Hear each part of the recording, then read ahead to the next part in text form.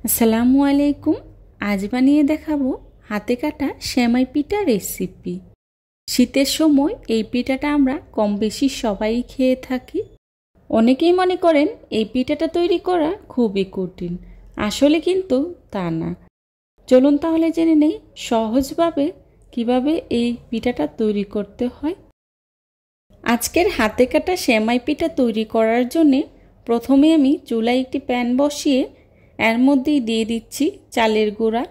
চালের গুঁড়াগুলোকে আমি খুব ভালো করে ভেজে নেব। চুলার আঁচটা মিডিয়ামে রেখে চালের গুঁড়াগুলোকে ভেজে নিতে হবে, না হলে চালের গুঁড়াটা প্যানে লেগে যেতে পারে। ভাজতে ভাজতে চালের গুঁড়াটা যখন অনেকটাই ঝরঝরে হয়ে যাবে এবং কালারটা হালকা চেঞ্জ হয়ে যাবে, তখনই চুলা থেকে নামিয়ে নিতে হবে।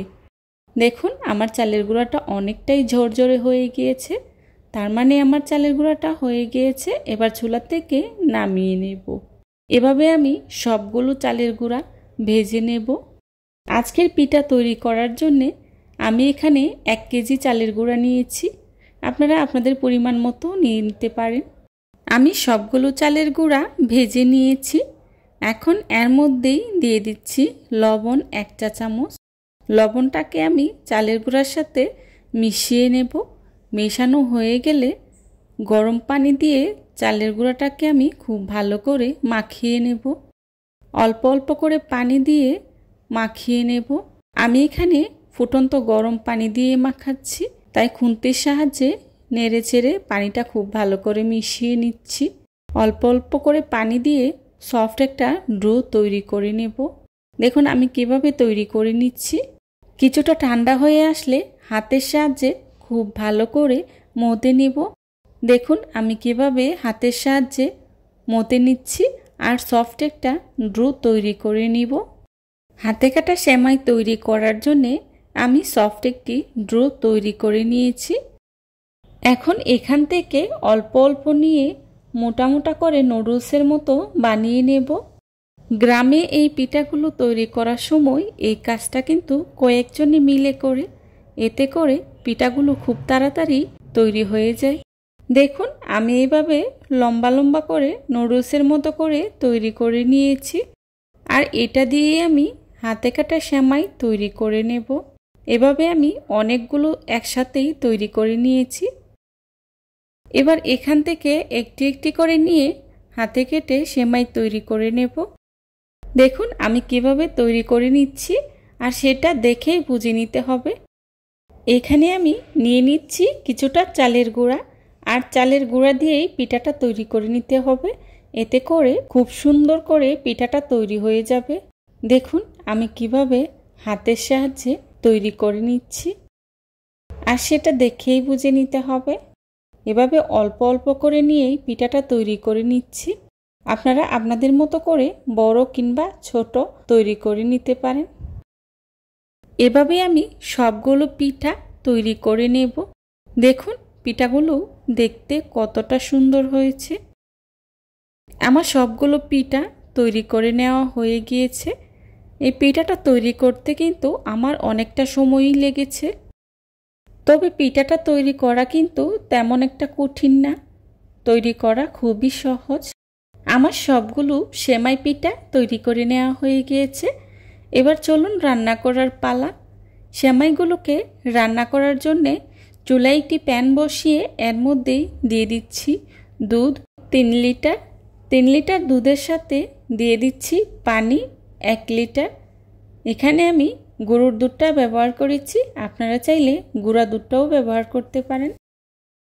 দিয়ে দিচ্ছি তেজপাতা, এলাচ, দারচিনি। আর এভাবেই বেশ কিছুক্ষণ নেড়ে দুধটাকে আমি খুব ভালো করে জাল করে নিয়েছি। এবার এর মধ্যেই দিয়ে দিচ্ছি সাবুদানা। এখানে আমি 200 গ্রামের মতো সাবুদানা ব্যবহার করেছি। সাবুদানাটা দিলে অনেকটাই ঘন হয় আর খেতেও ভীষণ মজার হয়। দিয়ে দিচ্ছি চিনি 3 কাপ। চিনিটা আপনারা যে যতটুকু মিষ্টি পছন্দ করেন সেই অনুযায়ী ব্যবহার করবেন। আমি এখানে 3 কাপ চিনি ব্যবহার করেছি। আমি এই সেমাই রান্নাতে চিনিটা ব্যবহার করেছি, আপনারা চাইলে গুড় দিয়েও সেমাইটা রান্না করে নিতে পারেন। এবার এর মধ্যেই দিয়ে দিচ্ছি কোরানো নারকেল 1 কাপ। নারকেলটা আমার ফ্রিজে সংরক্ষণ করা ছিল। নারকেলটা অবশ্যই দেওয়ার চেষ্টা করবেন, এতে করে সেমাইটা খুবই মজার হয়। দিয়ে দিচ্ছি কিশমিশ। কিশমিশটা আপনারা আপনাদের প্রয়োজন মতো ব্যবহার করবেন। দুধটাকে আমি খুব ভালো করে জাল করে নিয়েছি। এখন এর মধ্যে দিয়ে দিচ্ছি আগে থেকে তৈরি করে রাখা সেমাই পিঠা। সেমাই পিঠাগুলোকে আমি অল্প অল্প করেই দিয়ে দিচ্ছি, এতে করে একটা পিঠার সাথে আরেকটা পিঠা লেগে যাবে না। আমি পিঠাগুলোকে দাপে দাপে দিয়ে দিচ্ছি। কিছুটা পিঠা দিয়েছি, এখন আলতো হাতে নেড়ে দিচ্ছি।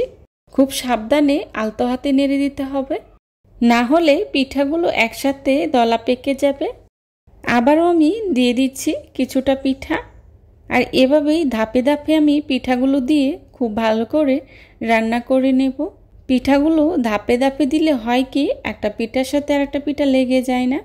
আপনারা চাইলে এই হাতে কাটা সেমাই পিঠাগুলোকে ভাপে সিদ্ধ করেও রান্না করে নিতে পারেন, তবে আমার কাছে মনে হয় এভাবে রান্না করলে খেতে ভীষণ মজার হয়। এবার পিঠাগুলোকে 10 থেকে 15 মিনিটের মতো রান্না করে নিলেই হয়ে যাবে। তৈরি হয়ে গেল আমার হাতে কাটা মজাদার সেমাই পিঠার রেসিপি। দেখুন দেখতে কতটা লোভনীয় হয়েছে, আর খেতেও কিন্তু ভীষণ মজার হয়েছিল। এবার চুলা থেকে নামিয়ে একটি সার্ভিং ডিশে সার্ভ করে নেব।